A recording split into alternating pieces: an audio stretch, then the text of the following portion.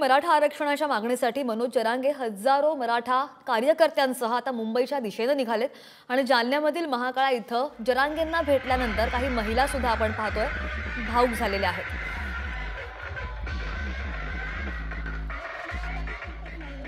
मोठे हॉस्पिटल त्यांना अजून वाटतं की आपल्या लेकरांसाठी आणि सगळ्या माता भगिनी घेऊन त्या लेकरा बाळांसाठी आल्या, त्यांना पैशाची सोय नको, पैसा नको, धन नको, संपत नको, काही नको, शिक्षणासाठी लेकरांचं करून पाठवलं नाही तर भलतं पटलं जरांगे पाटलाला सांभाळलं नाही, जरांगे पाटलाला व्यवस्थित पाहिलं नाही, जर जरांगे पाटलाला काही त्रास झाला तर आम्ही नाही सरकारला आम्ही जेव्हा विचारण्याशी राहणार नाही। त्यांनी आमच्या जरांगे पाटलाला सांभाळा आणि आरक्षण दिलंच पाहिजे, बस माघार घेणार नाही। महिला आता सागरपर्यंत जाणार आहे, गेवरापर्यंत जाणार आहे, सागर ते गेवरापर्यंत जाणार आहे। आमची मुंबईला जायची सुद्धा तयारी, पण ते येऊन देऊ नये एवढे तिथं।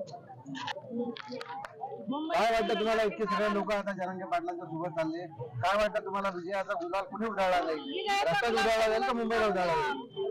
रस्त्यातच उधळला जाईल, त्यांना सुद्धा आता त्यांच्या अंगाचा सरकार कापला समाज